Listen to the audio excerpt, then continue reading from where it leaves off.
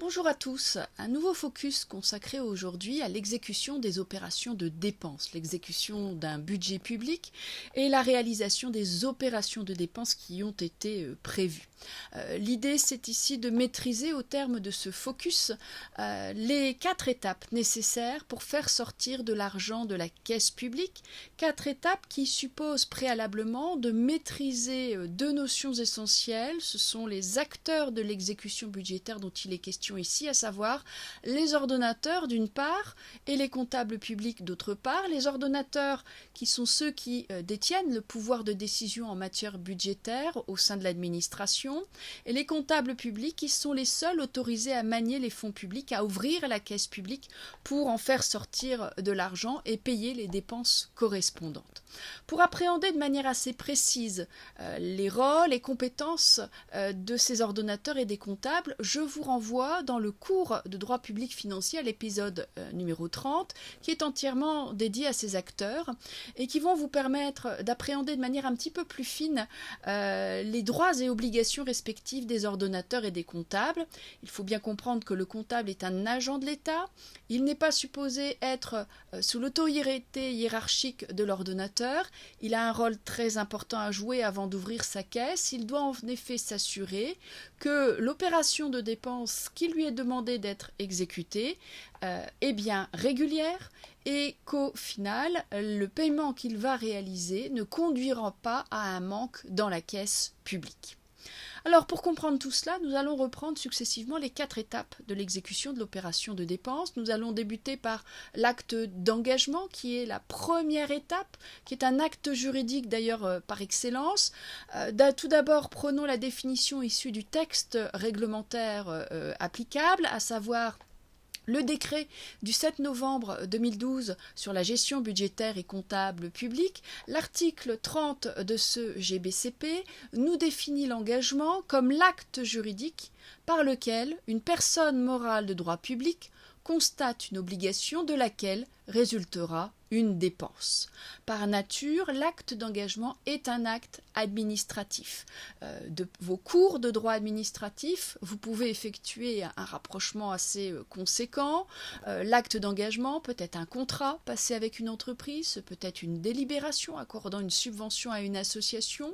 C'est à la base un acte administratif, contractuel ou unilatéral, dont découlera une obligation budgétaire, dont découlera une dette à la charge de la collectivité, de la personne morale de droit public.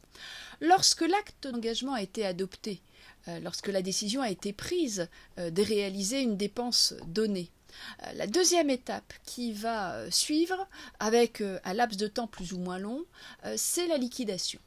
La liquidation est là également définie par le décret sur la gestion budgétaire et comptable publique.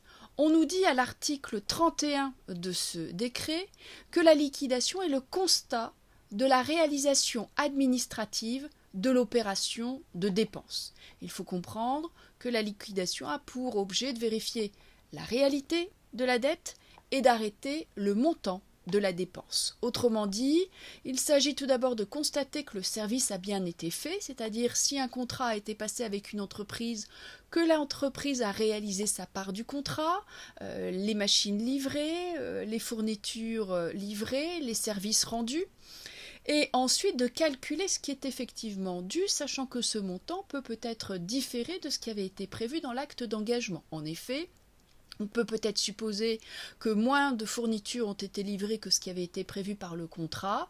Il faudra donc effectivement recalculer le montant dû et procéder au terme de la liquidation à l'ordonnancement de la dépense. Et on en vient ici à la troisième étape. Après l'engagement, après la liquidation, arrive l'ordonnancement de la dépense publique, c'est-à-dire l'ordre donné de payer la dépense. C'est ce que nous dit l'article 32 du décret GBCP. L'ordre est donné par l'ordonnateur au comptable de payer la dépense conformément au résultat de la liquidation. Il est question d'ordonnancement, mais également de mandatement. Les termes, sur le sens juridique, sont totalement synonymes, mais on a tendance à réserver le terme d'ordonnancement aux ordonnateurs principaux, au niveau central, et on a tendance à réserver le terme de mandatement à l'administration déconcentrée et décentralisée. Un ministre procède à un ordonnancement. Un préfet mandate, un maire mandate. Et vous avez ici une illustration de ce que peuvent être les ordonnateurs si vous n'aviez pas, en débutant cette vidéo, une perception suffisamment précise de la notion d'ordonnateur. Toujours est-il qu'ici, on en arrive à la troisième étape administrative, puisqu'il faut bien comprendre que l'engagement, comme la liquidation, comme l'ordonnancement ou le mandatement, relève de l'ordonnateur, relève de ses services, et ce n'est qu'à la suite, une fois que l'ordre a été donné de payer, que le comptable public va prendre relais et va pouvoir procéder au paiement. Il s'agit ici de la quatrième étape d'exécution de l'opération de dépense. Après l'engagement, la liquidation, l'ordonnancement, arrive le paiement. Le paiement étant défini là également par le décret GBCP de 2012 comme étant l'acte par lequel l'administration se libère de sa dette, sachant que seul un comptable public peut valablement procéder au paiement d'une dépense publique. Alors, bien évidemment, avant d'ouvrir sa caisse, il faut comprendre que le comptable a un rôle essentiel à jouer.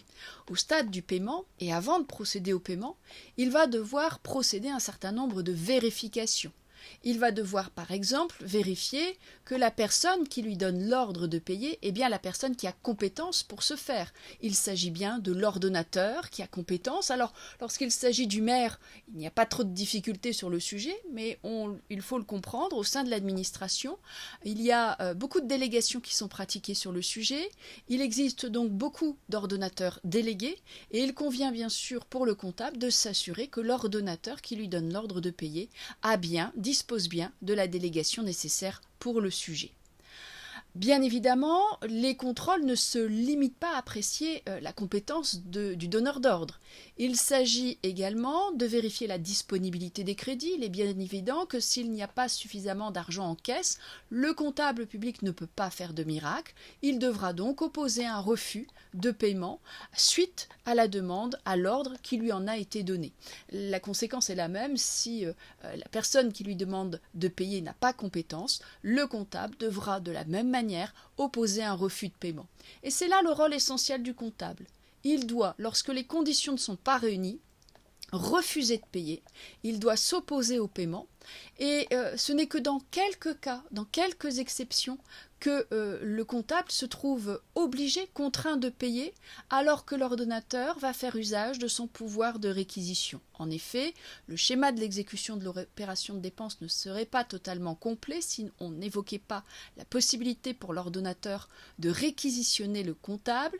Il est question à ce moment-là d'un refus de paiement qui a été opposé par le comptable, refus auquel entend s'opposer l'ordonnateur, ordonnateur qui a la possibilité de contraindre le comptable à payer, il peut alors le réquisitionner, mais sachant que cette réquisition ne permet pas de lever tous les refus opposés par le comptable.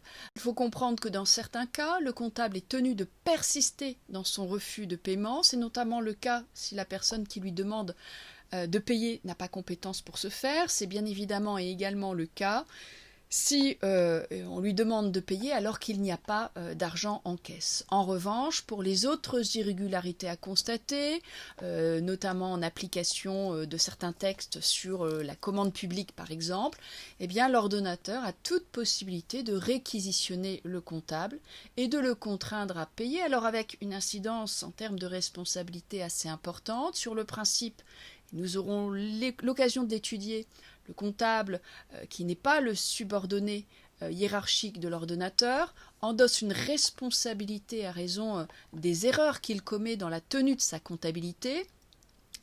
Et bien évidemment ici, lorsqu'il est obligé de payer une dépense qui finalement s'avère être irrégulière, eh bien pour le coup, il va échapper à toute responsabilité. Je vous renvoie bien sûr aux vidéos concernées pour appréhender de manière assez précise les raisons pour lesquelles on va demander à un comptable de rendre des comptes sur la tenue de sa comptabilité.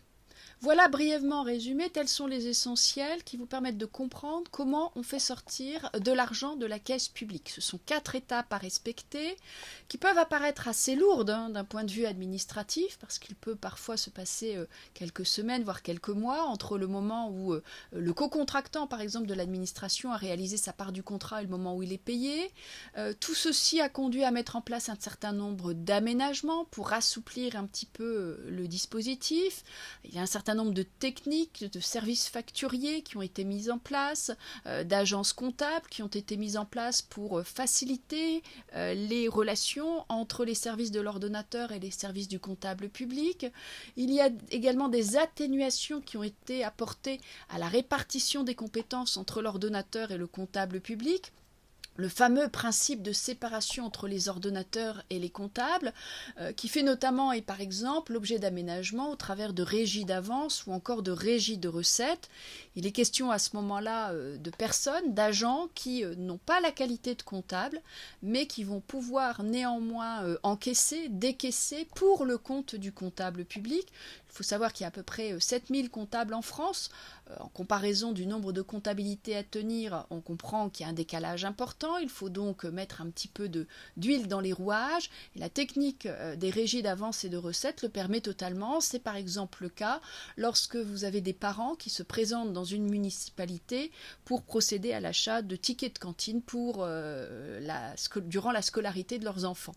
L'agent qui procède à l'encaissement n'est pas un comptable public, c'est un agent communal à qui on a reconnu compétence à cet effet. En tout cas, ici vous faire comprendre, sans entrer dans le détail dans ce cours de droit public financier, parce que ça a plus sa place lorsque on s'appesantit dans le cours de contentieux financier, là pour le coup, sur ces différents acteurs, leurs droits, leurs obligations et leurs responsabilités, comprendre pour le coup effectivement dans quelle mesure on peut aménager ce principe de séparation des ordonnateurs et des comptables, principe qui, je vous le rappelle, a été pensé au lendemain de la Révolution pour minimiser les risques de sortie illégale d'argent. Sortie illégale d'argent, ce sera un sujet également pour nous d'importance, puisqu'on aura l'occasion, avec un épisode ultérieur, de découvrir comment on peut faire sortir illégalement de l'argent de la caisse publique. Alors, bien évidemment, exemple à ne pas reproduire, on verra que le juge pénal, le juge des comptes sont là pour veiller au grain, entre guillemets, mais toujours est-il comprendre que ce principe de séparation des ordonnateurs et des comptables, ce principe de répartition entre ces acteurs des différentes étapes de l'exécution de l'opération de dépense, ont pu générer quelques couacs, quelques hiatus, auxquels il a fallu apporter un certain nombre de réponses, et la réponse peut être juridictionnelle, avec des sanctions pénales et des sanctions financières, qui vont conduire à engager la responsabilité soit de l'ordonnateur, soit du comptable, lorsque ceux-ci n'ont pas fait un usage correct des fonds publics qui étaient mis à leur disposition. Bien évidemment ici, affaire à suivre, longuement à suivre, dans le cadre des vidéos successives, et dont vous trouvez trace dans les commentaires juste en dessous de cette vidéo, où je vous mets en parallèle les différentes vidéos vers lesquelles vous pouvez vous tourner pour appréhender de manière assez précise les différentes règles applicables en la matière, du principe de séparation ordonnateur-comptable jusqu'aux sanctions prononcées et responsabilités financières engagées lorsque ces ordonnateurs et ces comptables n'ont pas respecté les règles juridiques applicables. Voilà, nous en avons terminé avec ce focus. Vous pouvez maintenant reprendre une activité normale.